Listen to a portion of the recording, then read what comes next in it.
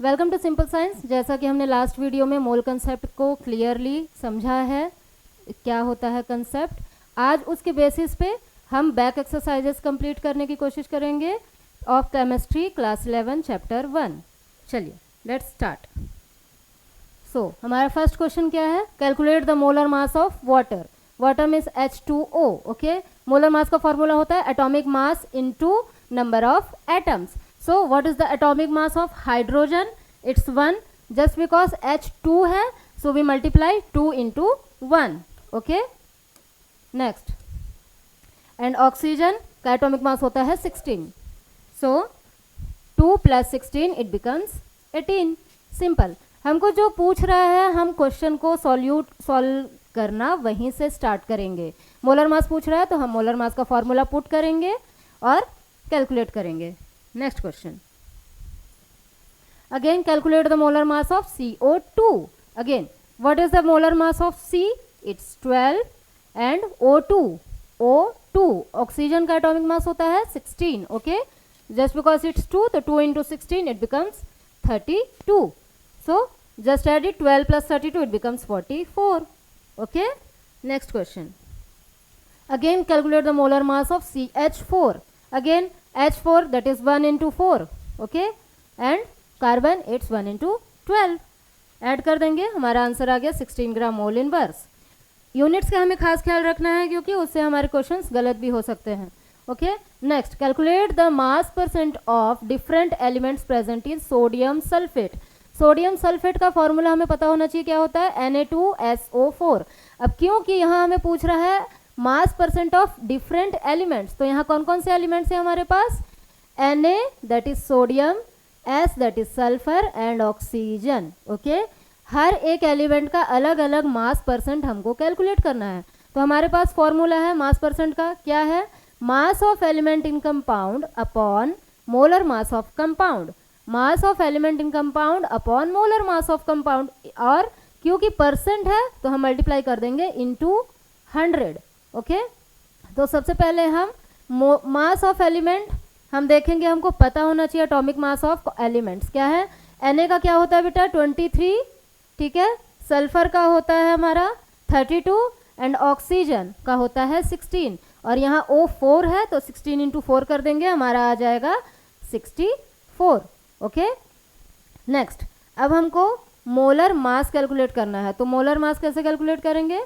Molar mass है हमारा Na का 23, S का 32, ऑक्सीजन का 16। Molar mass of Na2SO4 again Na2 तो 2 into 23, O it's 4 into 16 and S is 32। सबको ऐड कर दिया, हमारा आ गया मोलर मास 142। अब हमको हर एलिमेंट का अलग अलग कैलकुलेट करना है, तो क्या करेंगे? जस्ट फॉर्मूला में हम पुट करेंगे।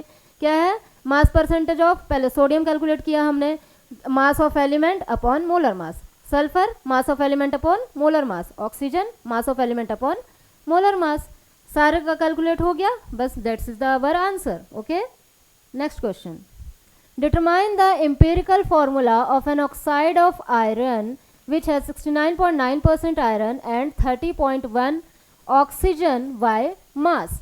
सो हियर एम्पिरिकल फॉर्मूला क्या होता है? हमने पढ़ा हुआ है लास्ट वीडियो में कि simplest whole number ratio of elements present in the reaction, या फिर simplest whole number ratio present in our product formed. Okay, so तो यहाँ ऑक्साइड ऑफ आयरन एज्यूम कर लेते हैं हम कि हमने लिया है 100 gram of oxygen. Okay, oxide means O2।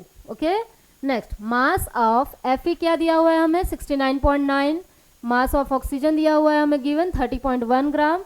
तो पहले हम क्या करेंगे, क्योंकि हमारा एम्पिरिकल फॉर्मूला का फॉर्मूला ही यही है कि ratio of whole number, simplest whole number ratio. तो पहले हम दोनों का रेशियो कैलकुलेट कर लेते हैं। कैसे कैलकुलेट करेंगे? Mass of Fe given mass upon molar mass 69.9 upon 56। 56 कैसे हो गया? Fe 2 है, that's why. Okay, moles of oxygen 30.1 upon 16। दोनों को हमने डिवाइड कर दिया, हमारा आ गया, दोनों को डिवाइड करने पे हमारा आ गया 1:1.504, या हम उसे कह सकते हैं 1:1.5। अब क्योंकि यहाँ सिंपलेस्ट होल नंबर रेशियो हमको कैलकुलेट करना है, तो यहाँ कम वाला नंबर डिजिट कौन है हमारा? 1.25। तो हम जो रेशियो हमें मिला है दैट इज़ 1:1.5, उसे हम मल्टीप्लाई कर देंगे 2 से, तो हमारा रेशियो आ जाएगा 2:3. Okay, next question. Calculate the amount of carbon dioxide that could be produced when 1 mole of carbon is burnt in air. Balanced equation. इस तरह के क्वेश्चंस में जब भी अमाउंट प्रोड्यूस कितना हो रहा है, इस टाइप के क्वेश्चंस आते हैं, तो फर्स्ट ऑफ ऑल हमको क्या करना है, एक बैलेंस्ड केमिकल इक्वेशन लिखना है. That is 1 mole of carbon plus O2 gives CO2 that is of 1 mole. Okay, तो इक्वेशन से हमें क्या मिल रहा है कि 1 मोल ऑफ कार्बन प्रोड्यूस कर रहा है 1 mole of CO2. Therefore moles of CO2 produced 1 मोल. अगर जो हमको ऑक्सीजन का कुछ अमाउंट दिया होता लाइक 32, 44 इस टाइप के दिए रहते, तो हम उससे फिर डिवाइड करते नेक्स्ट क्वेश्चन को. ठीक है, चलिए. Again, calculate the amount of carbon dioxide that could be produced when 1 mole of carbon is burnt in 16 gram of dioxygen. Again, इस तरह के क्वेश्चंस में हमने लास्ट क्वेश्चन में दिखा हुआ है कि जब भी अमाउंट प्रोड्यूस पूछता है तो हम पहले फर्स्ट ऑफ ऑल क्या करते हैं, बैलेंस्ड केमिकल इक्वेशन लिखते हैं. तो अगेन हमने यहाँ पे इक्वेशन लिखा. अब just because 16 gram of dioxygen बोल रहा है, मीन्स ये 1 मोल ही है, क्योंकि ऑक्सीजन का एटॉमिक मास ही होता है 16. ठीक है, 16 gram means 1 mole. So again 1 mole of carbon plus 1 mole of oxygen, it gives CO2. अब नेक्स्ट मोल्स ऑफ O2 हमको कैलकुलेट करना पड़ेगा. ठीक है, क्योंकि O2 है. ओके, O2 है, तो given mass upon molar mass it's become 0.5.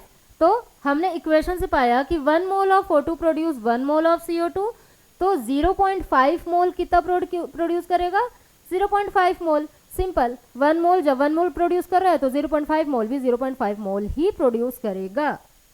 Next, calculate the amount of carbon dioxide that could be produced when 2 moles of carbon are burnt in 16 gram of dioxygen. Okay, हमने complete कर लिया है. Next video में हम cover करेंगे आगे के questions. Complete exercise को कवर करेंगे 2-3 पार्ट्स में, ताकि आपको अच्छे से कंसेप्ट्स क्लियर हो, आपको डाउट्स ना रहे. जो भी डाउट रहेंगे आप हमें कमेंट करके बता सकते हैं, हम उसे सॉल्व करेंगे अगले वीडियो में.